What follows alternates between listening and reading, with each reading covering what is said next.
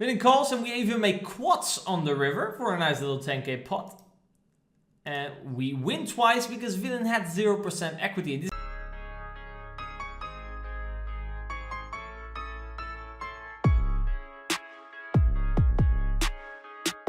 Do you want to know what is inside the Mechanics of Poker program? Go over to the site where you can watch a free 1-hour demo. Hi there fellow poker fanatics, and welcome back to another video here at the Poker Ambition channel, in which today I'm going to be educating you guys in the line turn check raising. Now, small disclaimer, this is definitely not my specialty. It's also not a very frequent spot. Like turn check raise percentages are usually not as high as, for example, obviously flop check raising. But I do think there are some spots that you guys maybe are missing. So if there are a couple of spots where you're like, hey, Wakko, you really helped me here, give this video a thumbs up, leave a comment down below, and without further ado, let's check raise some turns. So the first hand, the button opens to 2.5x. We are in the big blind and we 3-bet, so it's a little 3-bet pot. The flop comes 4 queen 8 and we decide to c-bet. Spoiler alert, when the board gets high, it means it was run twice, and therefore it means we have been all in at some point. You can probably now already guess which point that was, given the theme of this video. So we c-bet 1/3, so far so standard. Turn is a deuce, don't really see much point in betting this hand. You kind of want it to go check check, and then basically if villain checks behind, he's gonna have ace jack, ace 10 quite often, ace 9 suited, these type of holdings, and obviously you do quite well. If villain bets, which he indeed actually now does, we're in a little bit of a dicey spot. Let's say he has a bluff like 5-6 suited, for example. He has 2 live cards, he has an open-ender. We would still have to play rivers. What are we gonna do if the river rolls off a spade, a 7, a 9, a 10, a jack? Are we gonna fold? Are we gonna call? It's a little bit dicey. We do have good blockers in terms of blocking his value bets and not really blocking his bluffs. But so let's say, for example, the river doesn't complete any of his bets on the turn. So the river is not a spade, the river is not a 9, not a 10, not a jack. So like half of the deck doesn't come. We might have a good hand to call down with. I actually went for a different option. I just decided to rip my stack in, aka the check rizzles. And now it's up to Mr. Big Joe again. And like I said, the good thing about this play is I think I can make him fold to hands that have quite a lot of equity. Mainly hands like 6-7 suited, 5-6 suited, 9-10 suited, 10-jack suited. These hands are live and are drawing and could sometimes bluff me up, for example, on a spade river, which if we now go in, that doesn't really happen. Okay, it's also less likely that villain has a strong hand in terms of king, queen, and ace queen, because we are kind of blocking those. So it's more likely he has queen jack or queen 10, which I think is now in a very tough spot, as we can definitely be playing aces or kings, for example, this way, or maybe even a set. So yeah, actually I like my play. Villain did call, and there's actually still an extra upside to jamming a hand like this. And for the people who watch the flop check raising video, I think the last hand in that video I kind of gave a similar concept that I'm now showing here on the turn. Because you would now say we lose, but actually, no, we don't. As you can see, we indeed run a tries. There was a spoiler alert. He actually bet called with a worse hand, so that's actually an extra benefit. If he bet calls you with a king high flush draw or an ace high flush draw, we're actually in quite decent shape. So I think this is definitely a check raise turn spot. It is not that frequent, but sometimes if the spot is right for it, why not take it? Next spot, we're 3-betting pocket 5s from the small blind. Makeboifin folds, Angry Ogre calls. Flop comes queen 7-4. Another spoiler. I see the cards are high, so it's gonna be all in at some point. And you can already guess where. C-bet, so far so standard. And turn, we turn a set. Usually, when you turn a set, it's actually a great hand to go for a turn check raise. So I decided to do that. In this spot, actually betting, I think both betting and checking, they're both fine. Now villain bets, and we decided to go for the check rizzles again. Maybe actually this hand, and given this board, maybe we could decide to check raise a little bit smaller. In the other example, villain betted a little bit bigger. Don't mind check raising to 1.8 here. I think that's also perfectly fine. But I decided to be a little bit greedy. the benefit if you would check raise a little bit smaller, like you don't want the villain to be folding a hand like king queen, right?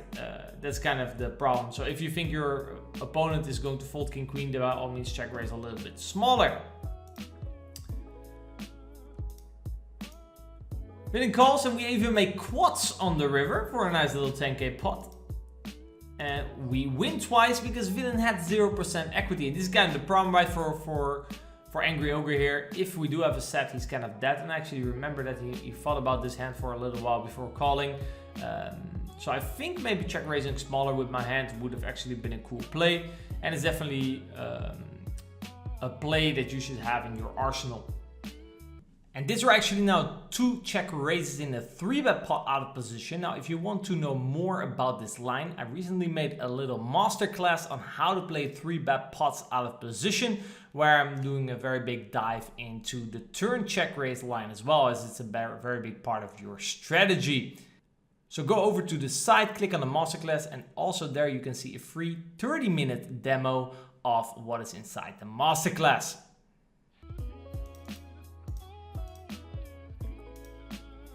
5-4 offsuit. Okay.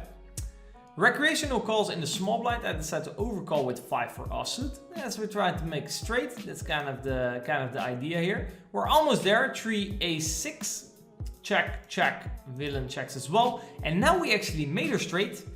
And the recreational checks. And I actually decided to check again. I think it's a spot where doing a lot of checking again and playing from there is actually a fine strategy. We allow the recreational to do something funky on the river, or maybe improve to a hand that could maybe otherwise fold.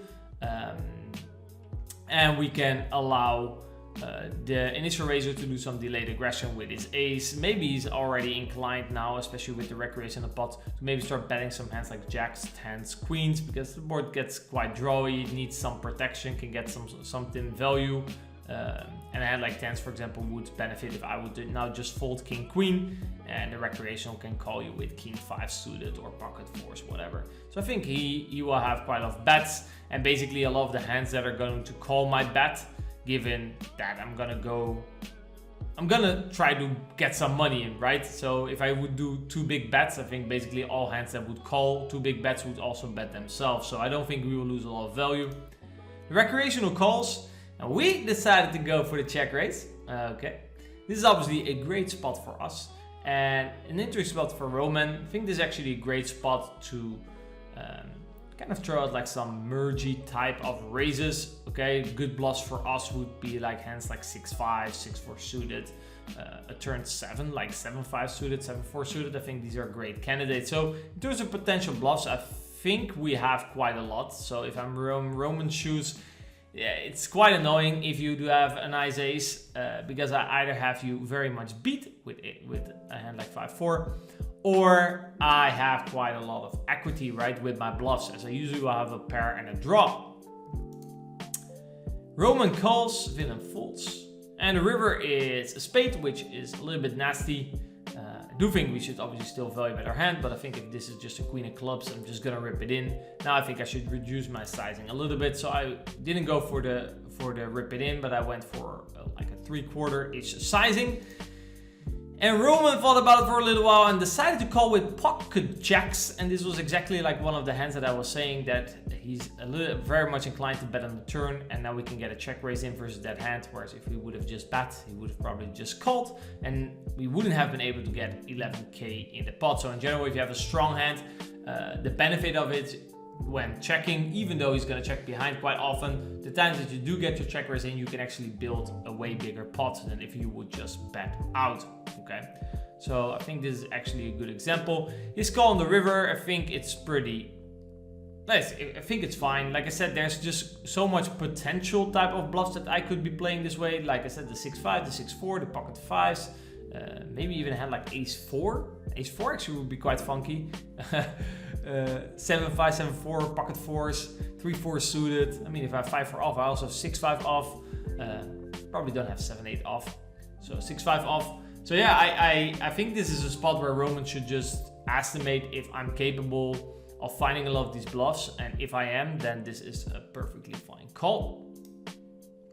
We say thank you, Mr. Roman. Mr. OTB opens the button. We defend in the big blind with Jack 6 suited. OTB decides to use a little overbet on this flop, which I think is definitely a preferred GTO strategy. We have a call here with Jack 6. We could also decide to raise, but usually an overbet is quite more of a polarized strategy. So he either has very good hands or very weak hands. So there's not really a reason to start building much of a check raising range. So I decided to not have one and just call. So we call. Turn is a 4. OTB barrels like his sizing, basically nothing really changed. He's gonna have the advantage in ace jack plus, and he's just gonna leverage that now by using a lot of big sizings. And now we actually have a decision. And this time I actually did decide to now raise it in because I think on a lot of rivers our hand becomes quite poor in terms of if the river is an overcard, for example. I think we're almost bluff catching with Jack 6, which is obviously not very much ideal, given we have a hand that now can just check raise the turn for value. I think there's also some hands that want to check raise now in general. Let's say we have a hand like Queen 8 of diamonds, Queen 9 of diamonds that we check call the flop with, or King 9 of diamonds, 8 7 of diamonds, 9 7 of diamonds, these type of holdings. I think they all make fine check raises now on the turn. I think actually probably we should also add some like mergy-ish check raises. So let's say we had a hand like 6 5 that kind of blocks the 2 pair. So let's say the 6 of clubs with the 5 of spades or something. I think actually that should probably be check raised some of the time, but not really a spot we're gonna do a lot of check raising. But I think it's important to now do check raise your strongest hands, okay, on the turn. And then basically on the river, we will call down with good bluff catchers and other strong hands that we make on the river. We don't need to kind of slow play this hand to sort of protect our calling range. Villain folds, and we win a nice little pot. Olympian with the king 3. Decide to bet the flop. Villain calls.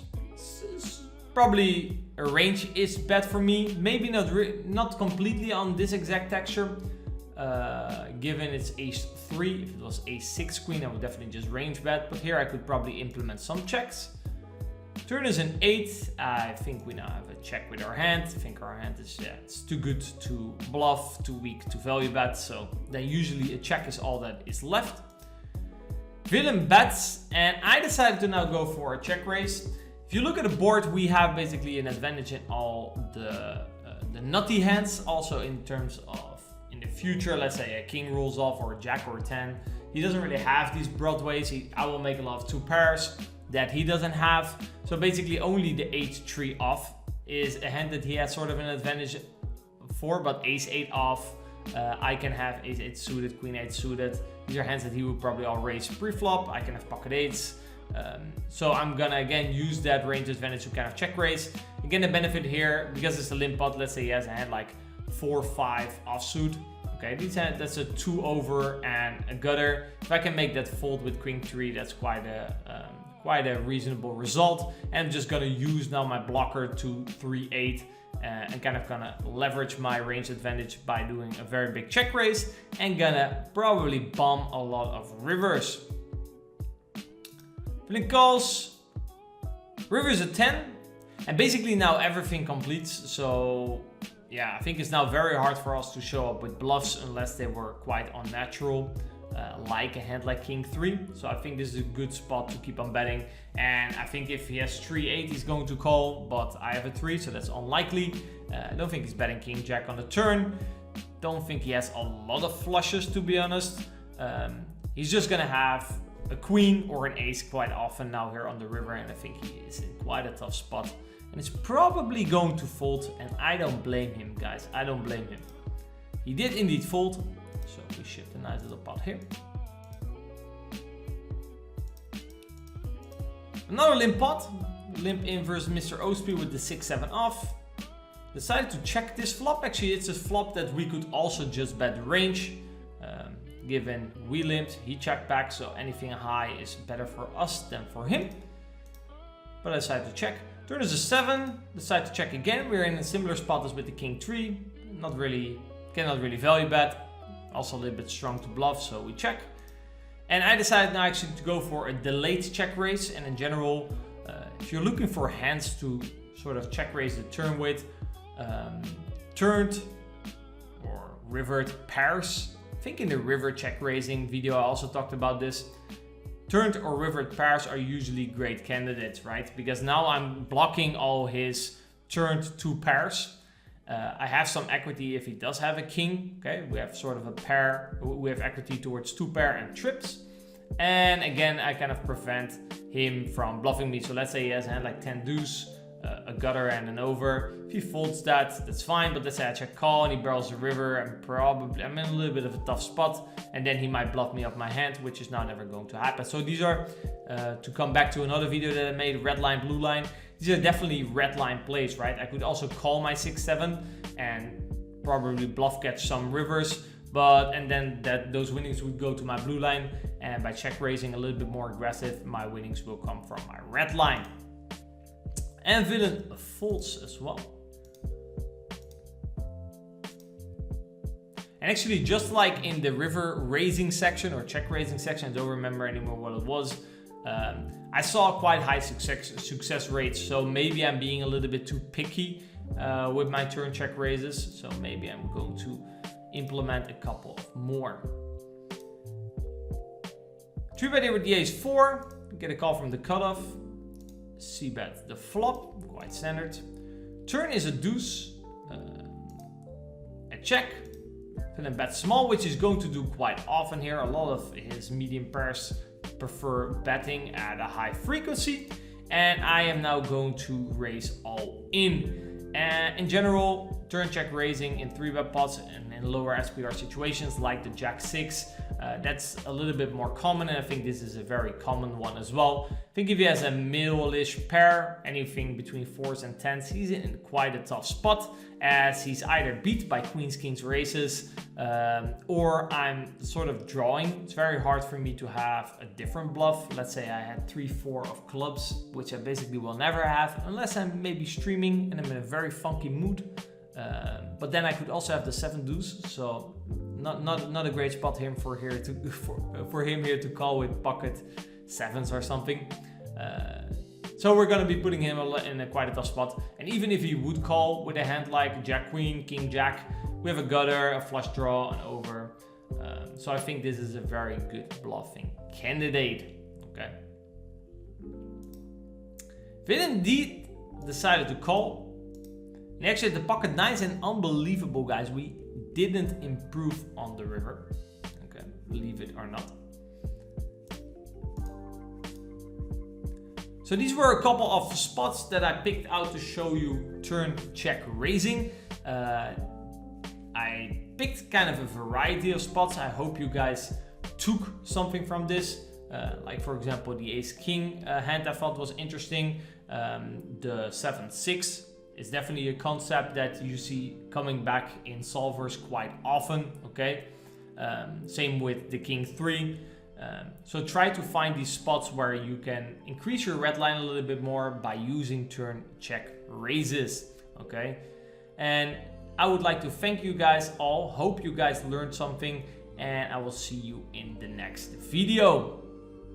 I hope you guys liked this video. If you did, remember to give it a thumbs up, leave a comment down below, and follow the channel. Go take a look at other videos that we have made. I'm sure you will like it as well. If you want to see a free 1-hour demo of the mechanics of poker, our main coaching program, go over to pokerambition.com/mechanics.